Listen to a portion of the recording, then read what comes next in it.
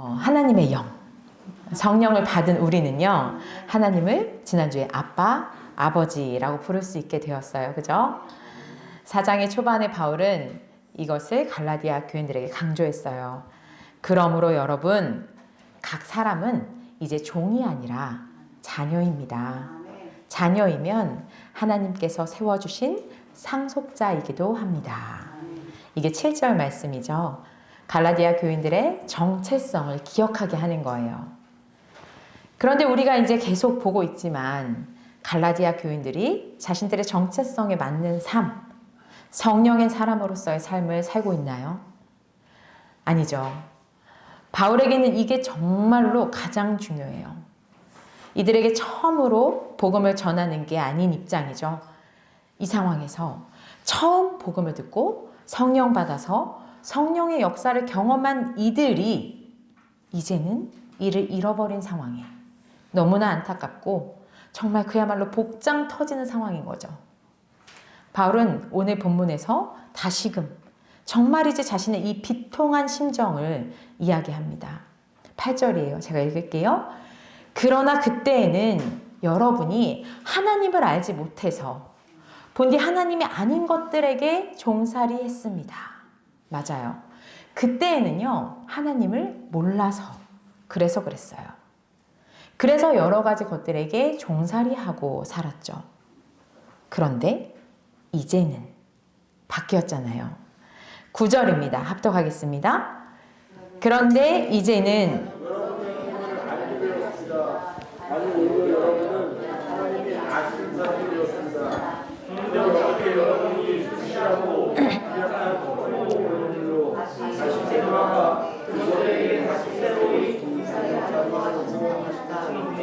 네, 바울이 아주 중요한 얘기를 합니다. 우리가 하나님을 알게 되었어요. 아니, 오히려 잘 들으셔야 돼요. 글쎄, 하나님이 우리를 아신대요. 우리가 하나님을 아는 것 굉장히 중요합니다. 그런데 더 중요한 거, 하나님이 우리를 아신다는 거죠. 사실 이 말씀은요, 구약 성경에서 아브라함에게 하셨던 말씀이고 또 이스라엘 가운데 선포되었던 말씀이죠. 그런데 이 말씀이 갈라디아 교회 가운데 이제 우리 가운데 선포가 되고 있어요. 이 말씀으로써 하나님과 우리의 관계가 일방적인 관계가 아니라 이제 쌍방의 관계가 되는 거예요. 서로 소통할 수 있는. 요즘 우리 어른들도 트로트 가수 엄청 좋아들 하시더라고요. 연예인. 우리 아이들은 뭐 말할 것도 없을 것 같고요. 근데 그 연예인이 나를 언급해 주는 거예요. 나 우리 하임이 알아. 이렇게. 이것만 해도 엄청 좋죠. 유명인이 나 그 사람 알아. 라고만 해도 그렇게 연계성이 있다는 것만으로도 우리는 어깨가 펴집니다. 자랑스럽죠. 그런데요, 하나님이요, 우리를 아신다고 합니다. 우리 하이리를 아시고, 우리 영민이도 아시고, 우리 준서도 아시고, 우리 하나님께서 여기는 우리 각 사람을 안다고 하십니다. 그런데요, 그런 우리가 어떻게 부실하고 빈약한 초보 원리들로 돌아갈 수가 있겠습니까? 부실하고 빈약한 초보 원리들, 이런 거는요, 바울이 계속 강조해서 얘기하죠. 우리를 풀어줄 수 있는 능력, 우리를 속량할 수 있는 능력과는 아주 반대되는 무능력이죠. 이 무능력으로 우리가 돌아가는 거예요. 능력이 전혀 없는 초보 원리들로 돌아가고 있다고 이야기합니다. 바울이 여기서 이 돌아간다라는 표현을 쓸 때는요, 믿지 않는 사람이 믿음을 갖게 됐을 때 돌이킨다고 표현하잖아요, 우리가. 그 표현을 그대로 쓰고 있어요. 그러니까 떨어져 나가는 거죠, 완전히. 믿지 않는 사람이 믿음의 구원의 길로 들어서는 그 단어를 지금 이곳에서 쓰고 있다는 건 굉장히 무섭고도 두렵고 떨림으로 이 말씀을 받아야 하는 상황인 거죠. 우리가 그냥 나 예수님 믿어, 나 교회 다녀 하면서 능력 없는 것들에 매여서 그걸 내려놓지 못하고, 혹은 교회도 다니면서 그것도 따르는 것들을 보면서요, 바울은 너희들 믿기 전 상태로 다시 돌아가는 거야. 종에서 풀어줬더니 너네들 다시 종로를 타러 거기로 가는 거야 라고 말하고 있는 겁니다. 이 상황을요, 바울은 주님께 돌아서는 것처럼 구원이 없는 것들로 돌아서는 것이라고 표현하고 있는 거죠. 이거는 나 교회 다녀 이걸로 해결되지 않죠. 진짜 심각하게 생각해 봐야 되는 문제예요. 우리들의 삶을 돌아봐야 됩니다. 우리가 이렇죠. 예수님 믿는다고 하죠. 교회도 다닙니다. 다른 어떤 것들에 그런데 우리들은 종로를 타면서 믿기 전 상태로 돌아가서 여기서도 종로를 타고 저기서도 종로를 타는 부분이 사실 굉장히 많이 있습니다. 우리 하나님이 이스라엘 백성들을 홍해를 가르시고 여러 가지 기적도 체험하게 하시면서 나 하나님 여기 있다. 너희들 봐라. 내가 너희들 구원해 줄게 하시고 종살이하던 애굽에서 탈출시키셨죠. 그랬더니 애굽으로 다시 돌아갈게. 돌아서서 다시 종살이하러 가고 있는 거죠. 이들은 갈라디아 교회는 지금 계속 교회에 나오고 있어요. 바울의 대적자의 가르침을 따라서요. 하나님의 이름으로 하고 있어요. 그런데 그것들 때문에 이 사람들은 어쩌면 자신들의 믿음이 더 좋아지고 있다고 생각할 수도 있어요. 하나님 나라에 더 가까워지고 있다고 생각했을 거예요. 그런데 이 모든 것이 바울이 봤을 때는, 복음에 비춰봤을 때는 능력이 없고 비천한 초보 원리일 뿐입니다. 예수님, 구원의 길, 복음을 버리고 돌아서서 그냥 거기로 가는 거예요. 사랑하는 성도 여러분, 이제 여러분의 삶을 비춰보셔야 돼요. 하나님을 잘 믿겠다는 방편으로 시작했던 어떤 것들일지 모르겠습니다. 아니면 하나님의 말씀을 잘 몰라서 예수 그리스도가 우리에게 어떤 것을 주신 것인지, 또 그냥 예수님의 존재 자체가 어떤 분인지 몰라서 그랬을지 모르겠습니다. 그러나 우리가 오직 십자가에서 죽으신 예수, 오직 우리 가운데 역사하셔서 우리를 하나 되게 만드시고 또 우리에게 아버지가 되시는 놀라운 역사를 잊고 잃게 만드는 모든 것들이요, 능력 없는 초보적 원리일 수도 있어요. 오늘 바울은 절기들을 목매서 지키는 것에 혈안이 되어 있는 그들의 모습을 꼬집고 있죠. 창조주 하나님이 아닌 피조된 것들의 종로를 타고 있는 이들의 모습을 지적하고 있어요. 우리는 무엇입니까? 무엇에 종로를 타면서 살고 있으십니까? 이런 어리석은 모습들을 보면서 바울이 자신의 감정을 쭉 토로하고 있어요. 제가 좀 풀어서 읽어드릴게요. 여러분에게 하는 음성으로 들으시면 좋을 것 같아요. 여러분, 나는 여러분을 위해서 수고한 것이 헛된 일이 될까봐 너무나 두려워요. 여러분, 제발 빕니다. 나처럼 되세요. 나도 유대인이지만 여러분처럼 되었고 여러분의 입장에 서려고 했잖아요. 여러분, 나처럼 되세요. 바울은 내 말을 들어라 라고 하지 않아요. 나처럼 되래요. 이렇게 비방당하고요, 어려움 가운데 놓여서 전도 여행을 하고 있는 이 바울이요, 자신처럼 되라고 말해요. 왜죠? 바울은요, 오직 그리스도와 함께하는 사람이기 때문에 이렇게 말할 수 있습니다. 그는요, 헛된 삶을 살고 있지 않아요. 그는 성령의 사람이에요. 그래서 아주 자신 있게 말합니다. 나처럼 되세요. 어떻게 이렇게 말할 수 있다고요? 진짜 복된 길이 어딘지 알고 있고 나는 그 길을 가고 있기 때문입니다. 변변한 집도절도 없어요. 바울의 편지들 보면요, 훌륭한 와이프가 내조해주고 있다거나 자식들이 너무나 말을 잘 듣고 있다거나 이런 가족 얘기도 안 나오죠. 바울에 대해서 우리가 알 수 있는 거라고는 고난당하고 이 좋은 복음을 전하고도 욕먹고 매맞고 대적자들이 계속 뒤따라다니면서 사역을 방해하는 모습들 뿐이에요. 그러나 그 모든 것들은 순간의 현상입니다. 그저 배경이죠. 그런데 나, 하나님의 자녀, 아브라함의 후손인 나는 영원한 존재예요. 어떤 환경, 어떤 배경에 놓여도 나의 존재는 결코 헛되지 않고요. 주님과 함께해요. 예수로 말미암아 사는 삶입니다. 그러니 제발 부탁하는 거예요. 나처럼 되세요. 그리고 바울은 다시 갈라디아 교인들과 함께했던 추억을 끄집어냅니다. 당시만 해도요, 병을 앓는 것은 죄의 결과라고 생각했었어요. 바울이 병에 걸렸다는 것이 갈라디아 사람들에게는 어쩌면 시험거리가 될 수도 있었죠. 그렇지만 갈라디아 사람들은 바울이 이 와중에 전하는 복음에 감격하며 바울을 정말 예수님처럼 맞아줬어요.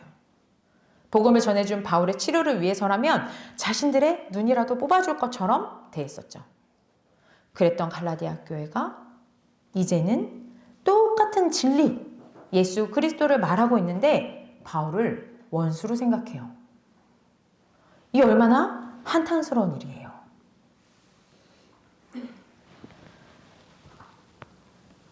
그 이유가 좋은 뜻이 전혀 아니고요. 바울의 적대자들이 자신들을 따르게 하려는 데서 비롯된 거죠. 바울에게서 떨어뜨려 놓으려고 그들의 작전을 짜고 이것에 갈라디아 교회가 흔들리고 넘어갔습니다. 그렇게 돌아섰어요. 복음에서 멀어지게 하는 거죠. 그래서 바울은 다시 한번 이들을 설득합니다. 19절 남성 성도님들, 20절 여성 성도님들 함께 읽겠습니다. 나의 자녀 여러분, 여러분도 제가 자신을 알자는 고통을 겪고 있습니다.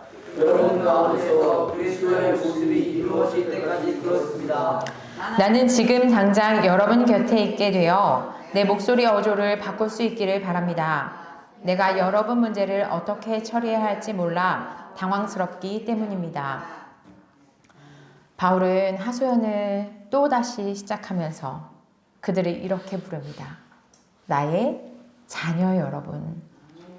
바울이 믿음으로 나아서 그들은 바울의 믿음의 자녀죠. 그런데 다시 산고를 겪고 있어요. 이 얼마나 모순이에요. 산고를 겪어서 낳았는데 또다시 출산하는 고통을 다시 겪고 있어요. 얼마나 힘든 마음인지 아시겠죠? 근데 이 고통을 언제까지 겪는다고요? 여러분 가운데서 그리스도의 모습이 이루어질 때까지, 그때까지 겪는다고 합니다. 이게 바울의 마음이에요. 이 일을 어떻게 처리해야 할지 교회 가운데 그리스도의 모습이 이루어질 때까지 출산하는 고통을 겪는데요. 바울은 그들이 눈을 빼줄 것처럼 바울에게 충성하고 잘할 때만 그들을 자녀라고 여기는 것이 아니에요. 그들의 어떠함과 상관없이 바울은 그들에게 그리스도의 모습이 이루어질 때까지 산고를 겪을 준비가 되어 있어요. 여러분, 우리 교회에 미국 다녀오시면서 커피 사다 주신 교수님 기억하시죠? 제가 정말로 존경하는 교수님이자 이제 목사님이신데요. 교수님이 학교에 계실 때도 학생들, 제자들 위해서 굉장히 헌신하시고 가르치시면서 병원에서 사역을 계속 하셨었어요. 그래서 아픈 자들, 또 보호자들과 함께 예배 드리시고 그렇게 하면서 또 복음도 전하시고 그들을 위로하시는 사역을 계속 해오셨었거든요. 그렇게 이제까지 한평생을 달려오시고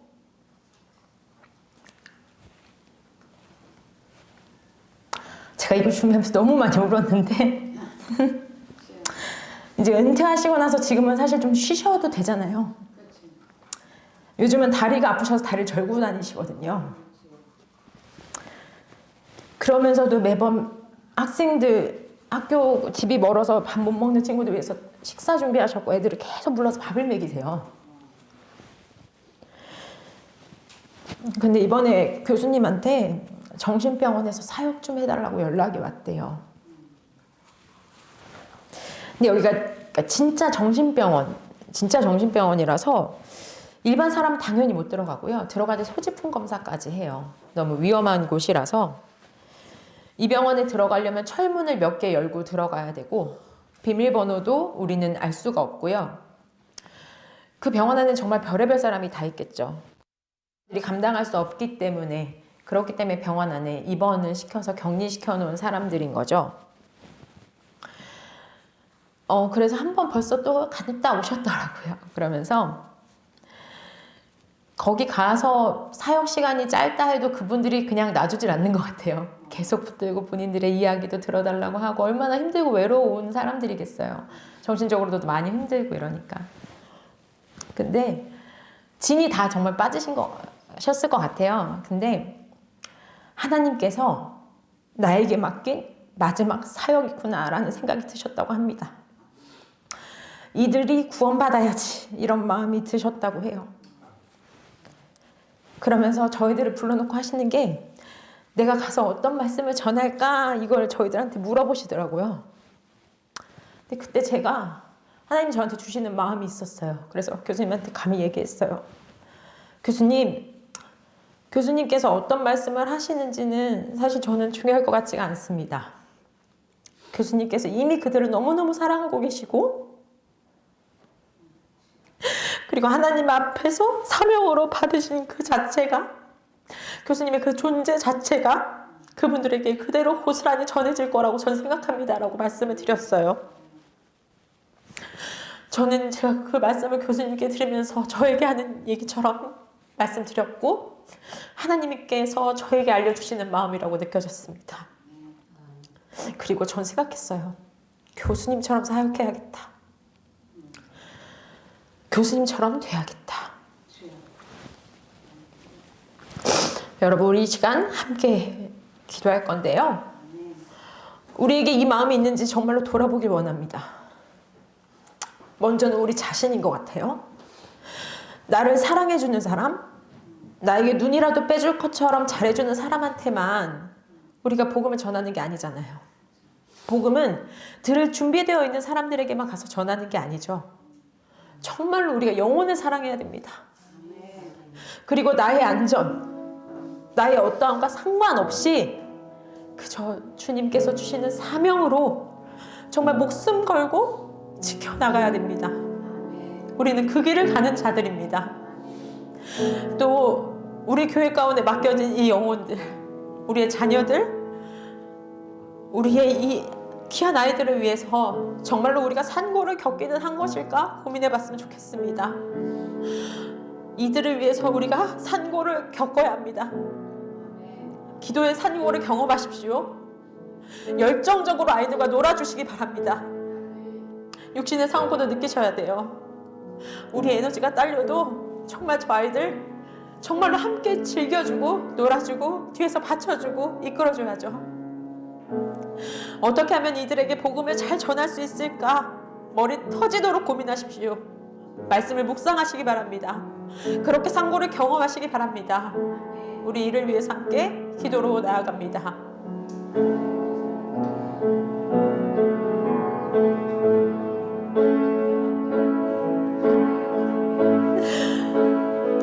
하나님 아버지,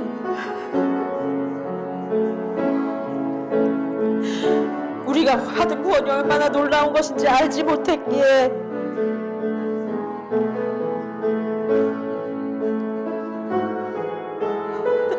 그 사랑을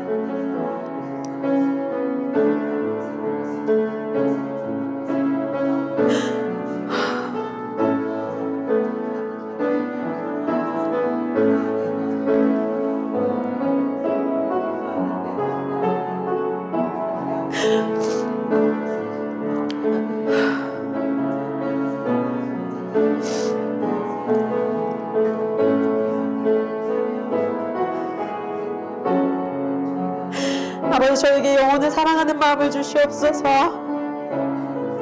해산의 고통을 경험하면서 아버지 하나님 바울이 그저 복음을 위해서 다름질 쳤던 것처럼 우리들의 안위와 상관없이 사명을 감당하는 저희들이 되게 하여 주시옵소서. 아버지 하나님 우리가 받은 바 사랑이 얼마나 큰 것인지를 안다면 아버지 저희가 이 일을 위해서 목숨 걸고 하나님의 사랑을 전할 수 있는 자들이 될 수 있을 줄을 믿습니다. 주님, 저희들의 마음을 변화시켜 주시옵소서. 우리들의 마음과 내 주님 함께하여 주시옵소서. 우리들의 맡겨진 영혼들을 위해서 저희들이 산고를 겪음으로 아버지 이들을 위해서 저희들이 정말로 복음을 전하게 하여 주시옵소서. 주여.